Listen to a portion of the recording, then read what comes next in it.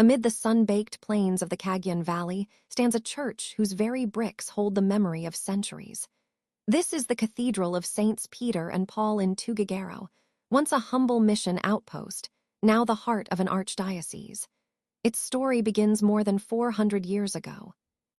In the early 1600s, Dominican missionaries first stepped into Tuguegarao, then a growing settlement along the Great Cagayan River.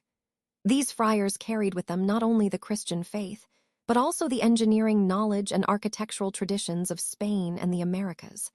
Their first chapel was a simple camelig, a fragile hut of wood and thatch. But Tuguegarao grew quickly. More people arrived, more souls sought guidance, and the missionaries knew the small chapel could no longer serve the faithful. A stronger, grander church was needed. By the mid-1700s, the task fell to a Dominican priest named Fr. Antonio Lobato, a man of remarkable skill and creativity. Under his supervision, the construction of the present church began in 1761. Tuguegarao's heat was unforgiving, and so he chose ladrillo, red clay bricks, not only for beauty, but to keep the interior cool. To produce the massive number of bricks needed, great hornos, or brick kilns, were built near the Pinacanoan River. Day after day, townspeople, men and women alike, worked together, passing bricks by hand from kiln to site. Their efforts would raise a structure unlike any seen in the valley. By 1766, the main structure stood complete, a towering brick church patterned after what would later be known as the Tuguegarao style. Its facade rose in graceful curves topped with urns. Its windows were framed with ornate brick insets bearing symbols of saints, the Dominican order, and the year of its completion. Beside it stood a 5-story belfry, one of the tallest in the region, also made entirely of red brick. Inside, the church glowed with retablos carved in the intricately layered style of the Spanish era. Its ceiling arched high, echoing the voices of choirs who sang Gregorian hymns from the newly built choir loft. Tuguegarao's church had become a masterpiece, so admired that other towns across the valley copied its style. Soon, the cathedral became the architectural model for the region. Through the centuries that followed, the cathedral witnessed every turn of Cagayan's history. In 1839, when Tuguegarao became capital of the province, the great church stood at its very center. When earthquakes shook the valley and typhoons battered its fields, the brick cathedral remained a place of refuge.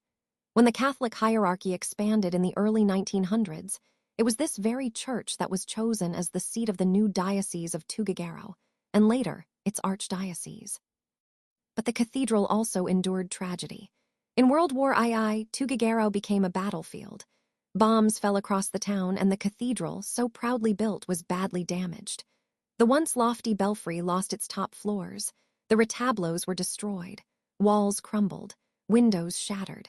Yet even in ruin, the cathedral remained standing, its surviving bricks refusing to yield. After the war, the people of Tuguegarao united once more, this time to rebuild.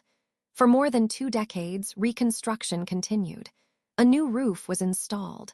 The altar was rebuilt.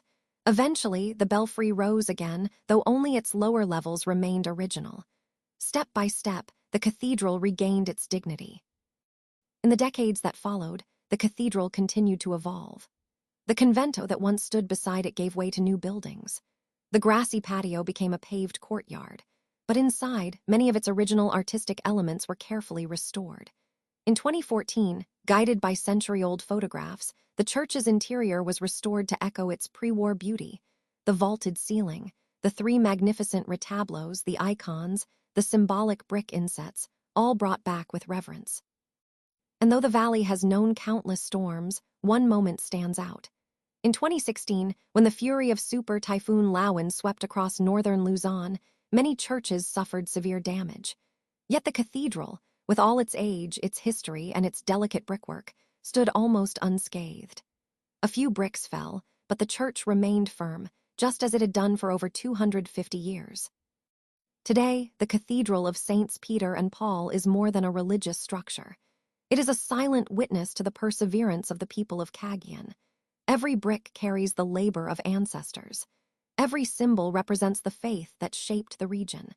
And every restoration is a reminder that heritage survives only when generations choose to protect it. As the sun sets behind Tuguegarao, its golden light warms the cathedral's red facade. The same light that once guided the Dominicans, the faithful, the revolutionaries, the survivors of war, and the generations who rebuilt what was lost. Through triumphs and trials, the cathedral continues to stand, enduring, dignified, and deeply loved. A monument of faith. A masterpiece of history. A legacy carried forward by every Cagayan who calls it home.